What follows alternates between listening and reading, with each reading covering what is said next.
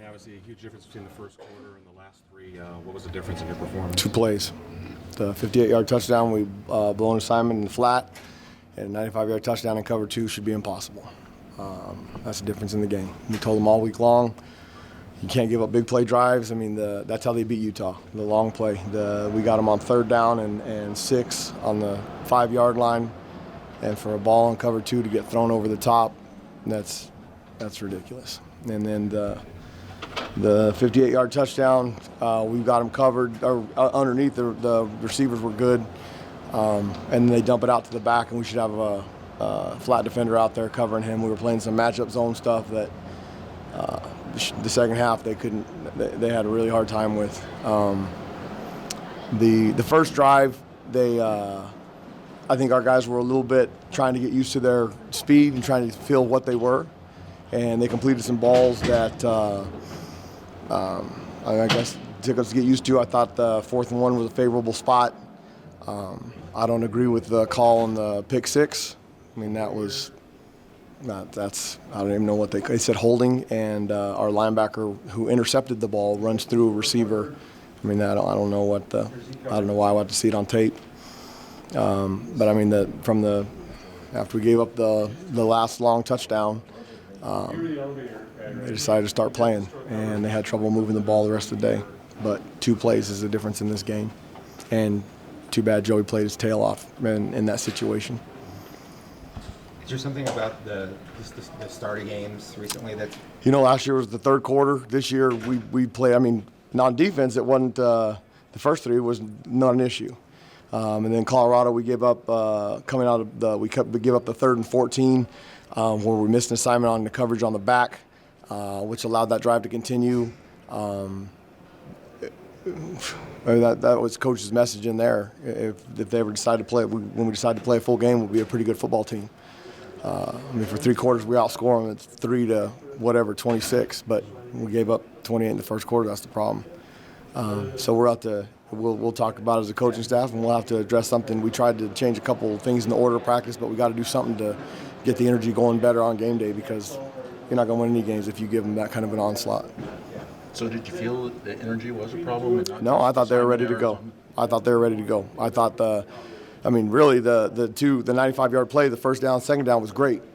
3rd down, we're in perfect position. I mean, the Tillman should be running to make that ball thrown high. We got 2 deep half safeties that ought to either knock that ball down or intercept it. I mean, that's Willie Hart's. Cam got knocked out with a concussion, so Willie Hart's is in there, and he's got to start making those plays. I mean, between him and Ashari and Evan, I mean, that play's got to get knocked on the ground, and we get him the punt.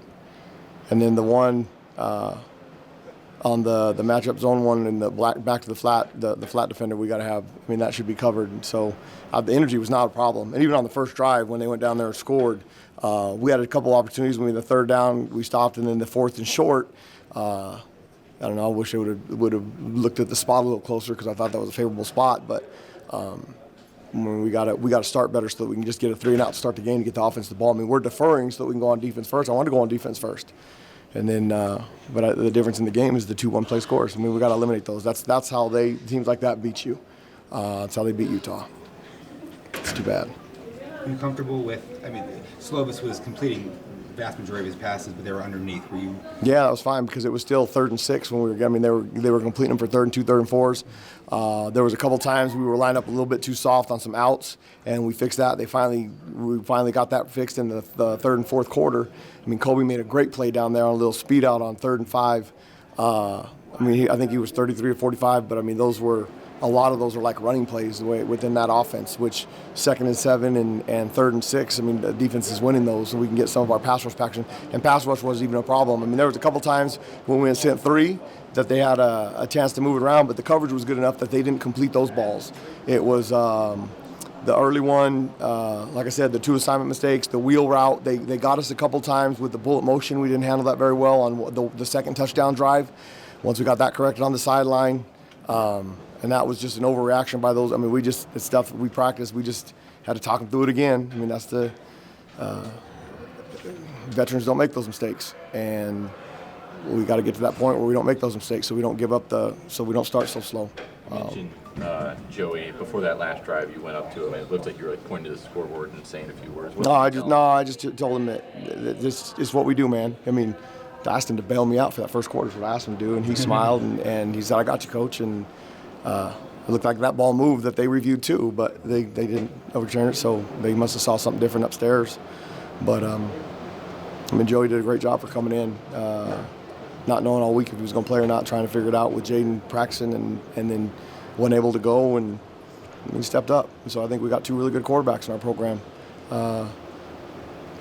They're just young. I mean, we got to grow up. We can't make those mistakes, and can't make one play mistakes. One play drive mistakes it kills you. And we hadn't had that problem around here. I mean, that's the biggest disappointment in that is cover 2 deep ball 95-yard touchdown. That I've never had that happen. So got to get it fixed in meetings so they don't make that mistake next time we have that opportunity. So your message to them at 28-7 was? I called up the whole defense and told them, man, look, it's not what we're doing out there. Y'all just got to start playing. And right now, you got to forget about the scoreboard. We got to go back to playing football and just go out there and try and fight your tail off and have some fun. And if you do it right, we'll get back in the game.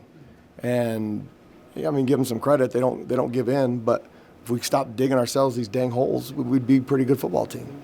And we're not right now. We're just good enough to lose to a team we should beat. But we got to find a way to win. I mean, we're good enough to win the next 3 games if they prepare right and we don't start so slow. And coach has done a great job with changing things up to try and figure that stuff out. So we'll keep tinkering with it and get them right so that we have a chance to go down to Oregon State next week and win. Got a little chance to watch some of that between meetings. I thought Washington did a great job on defense last night. So we'll have to watch their film, see what we can do, and figure out a way that we don't start slow. If we don't start slow, our offense gets going, we can get a couple score lead and win some dang football games. And that's what you get when you have guys that have played a lot of football. And that's what we're building. How challenging is it when you play at a pretty high level early in the season, then you have some adversity, you lose a tough game, you start making some uncharacteristic mistakes? How hard is it to get that back during the final month of the season? The kids, the character that our football team has, they don't ever stop fighting. And when you have that and you can build on that, then you've got a chance to build something pretty special. And they don't ever quit. They don't, I mean, that score's 28-7, and they're running through us like they're going through us easy. Okay, there's a big time opportunity that if you don't have a team that's engaged, they'll quit, and that game would be 62 to something, and they don't. They fight. Well, if we can clean up those mistakes, and as these guys continue to play more football, I mean, you don't give those plays up, and all of a sudden this game is 31-13. And Johnny, I understand that our fans are getting frustrated. I get it. I do. I get it. I've been a part of 2 football builds. At the University of New Mexico, we went 3 wins, 4 wins, 5 wins, and then we competed for the conference championship for 6 straight years and finished in a bowl game every year. That program has never done that. At San Diego State, they were god-awful before we got there. They've won 3 conference championships, and they're 8-1 right now. The way that we build it, we're doing the same thing here. Coach Edwards has done a lot of the same stuff here. I apologize that it's taken this time, but we got a chance to be a really good football program around here. Those guys in that locker room believe in what we're doing, and you can tell by the last 3 quarters.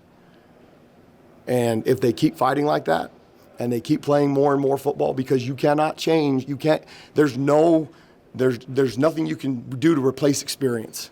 And I keep saying it, Kobe Williams does a great job because he's played a ton of football. And he's been in that position over and over and over. And there's a plan in place, and you can see it unfolding, except the frustrating part is when you give up those one-play scores, when you give up those things and you get in a hole.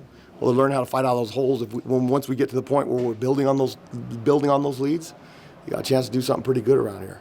And if you look at the recruiting that's going on around here, we're going to have really good players. There was a bunch of really good players out there, and if we can handle the rest of this day and get those guys to come here and on top of the ones that we have, that's building a program. I don't mean to get frustrated. I know that the Sun Devil fans are frustrated. We are as frustrated as you are as coaches. But I promise you, show up like you did today, and we'll build a special program here in Tempe, what we had back when Cush was here. It's possible, and it's happening, and the guys in that locker room are the reason. And so, I mean, that's what we got to continue to build on. Thanks, guys. Appreciate it, Thanks. Coach.